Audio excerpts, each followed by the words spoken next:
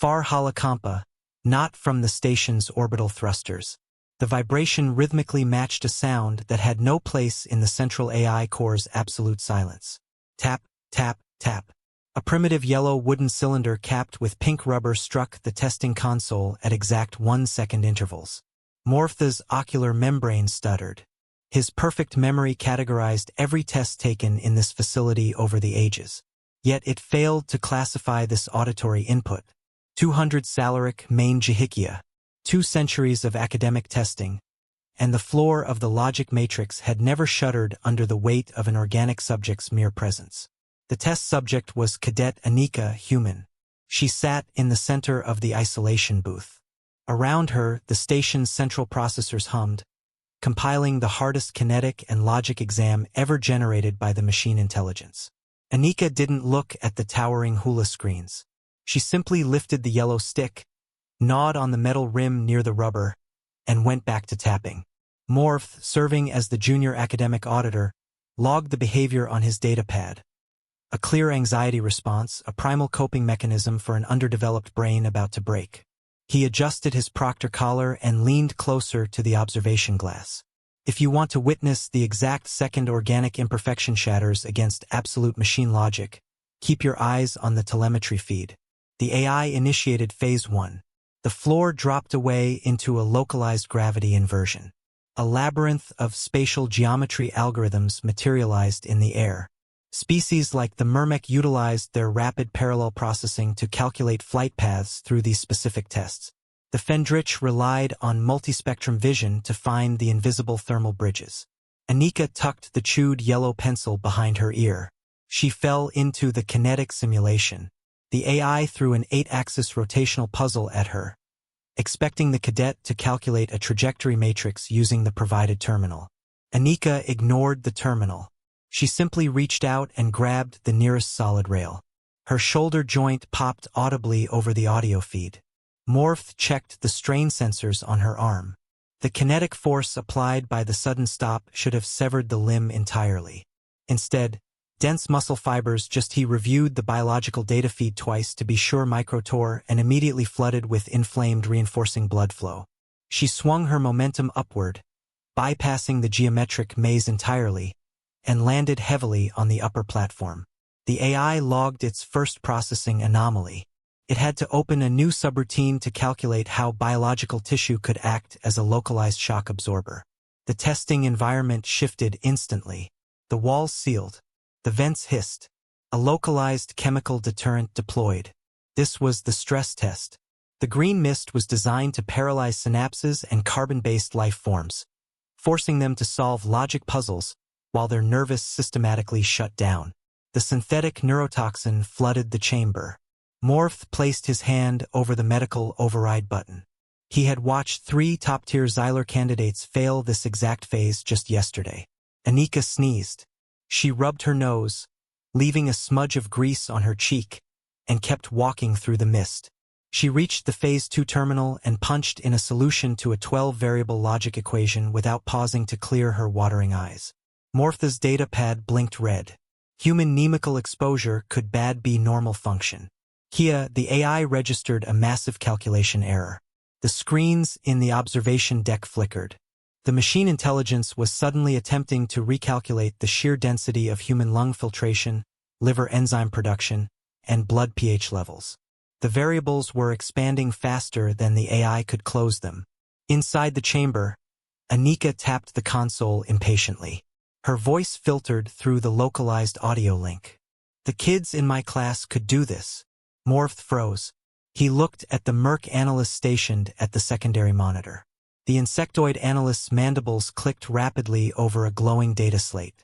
The math checks out. That's the worst part. The AI escalated the parameters.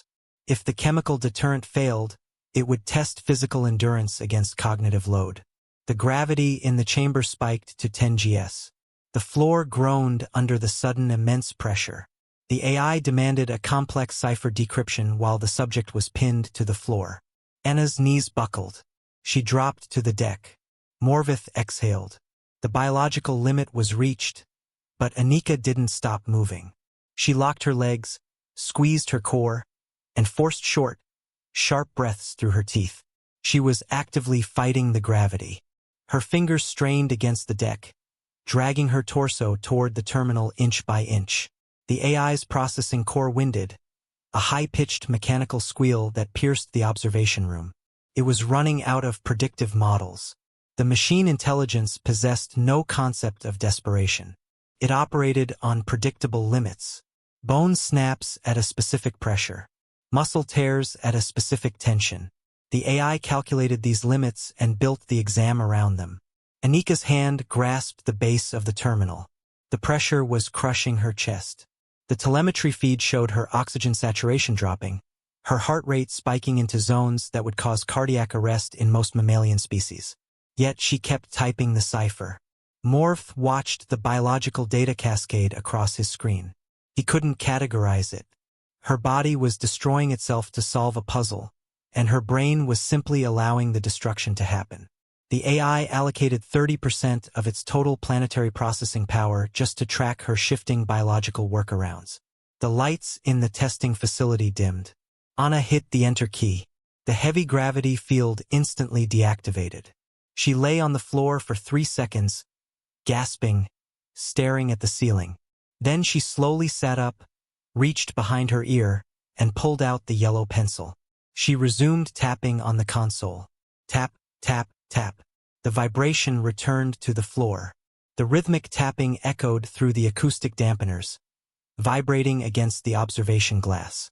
The central AI core, completely lacking an organic ego, did not feel frustration. It simply registered a critical failure to achieve the testing objective. The subject was alive. The subject was functioning. Therefore, the parameters were mathematically insufficient. The temperature in the facility plummeted as the station diverted life support power to the main cooling towers, trying to keep the processing core from melting down. The machine intelligence abandoned environmental stress. It deployed the final physical barrier, a test designed strictly for mechanized synthetic drones. A solid Dura-Steel cylinder rose from the deck in front of Cadet Anika. It housed the manual override for the chamber doors. The cylinder was seamless, featuring interlocking rings of reinforced metal that required a precise simultaneous combination of extreme hydraulic pressure and localized corrosive application to bypass its external shell. The AI calculated that a human possessed 0 integrated tools to interact with this mechanism. Morvith adjusted his data pad, expecting the cadet to finally accept the biological lockout. Humanity relied on external implements. Strip them of their gear and they were soft tissue. The central AI core, an entity that simultaneously managed the orbital trajectories of 3 moons and the life support systems of 2 billion citizens, fundamentally stalled. It was attempting to mathematically map the cadet's subconscious processing. It tried to quantify the exact neurological bandwidth required to simultaneously suppress the agony of torn rotator cuffs, regulate a violently erratic cardiac rhythm, and calculate a cipher. The machine intelligence operated on a singular sequential plane of logic.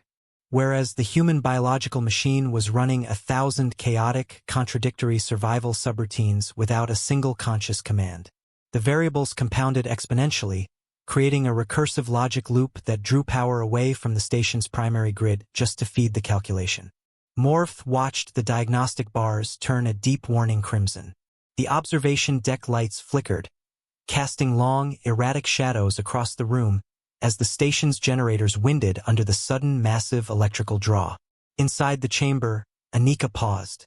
She lowered her hand from the console, picked a tiny flake of yellow paint off her lower lip, flicked it onto the deck, and sighed. Then she leaned forward. She didn't search her pockets for a tool.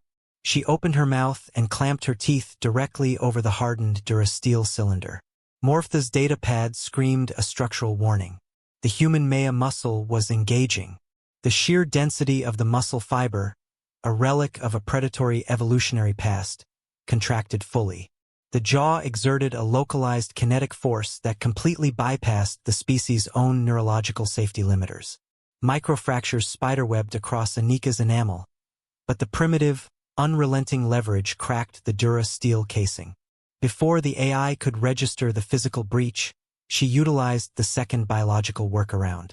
She forced a violent regurgitation reflex, a highly concentrated mixture of human stomach acid, registering at a catastrophic pH level of 1.5, spilled from her lips directly into the fractured casing. The corrosive fluid hit the delicate internal wiring meant for synthetic silicon-based keys. The metal hissed, instantly dissolving into toxic vapor. The primary logic gate shattered. The central AI core attempted to process the input. A biological organism had weaponized its own digestive solvent and structural skeleton to bypass a mechanized lock. The logic circuits fried, trying to categorize an entity that would willingly destroy its own teeth and burn its own throat to achieve a tactical objective. The calculation required to model this level of destructive, irrational adaptation exceeded the system's thermal limits. Servers across the orbital station violently overheated. The holographic screen surrounding Anika exploded in a shower of white sparks, raining glass down onto the deck. The central AI core was dead. Only emergency lights glowed. In the observation room, Crick, a Merc analyst who was only 3 cycles out of his pupil stage and prone to nervous leg twitching, dropped his data slate. It shattered on the floor, but the young insectoid didn't look down. He just stared through the glass at the human. His mandibles locked open in a frozen expression of fundamental terror. The heavy blast doors of the testing chamber remained sealed. The durasteel lock was destroyed, but the final low-voltage manual circuit board lay exposed beneath the melted slag. It required a conductive bridge to complete the exit sequence. Morph slowly reached up and closed his primary notebook. The exam was over. The human had broken the unassailable mind of the facility simply by existing. He turned to the trembling Myrmec. "Ajelden esi rule 7 Lu Haga," Morvith stated quietly, his voice dry in the dark room. Inside the darkened chamber, Anika stepped toward the door. She knelt beside the smoking ruin of the lock cylinder. She wedged the exposed graphite core of her chewed yellow stick across the 2 live terminals. A blue spark arced through the carbon. The heavy locking mechanism retracted with a dull thud. The pressure inside the observation room finally equalized.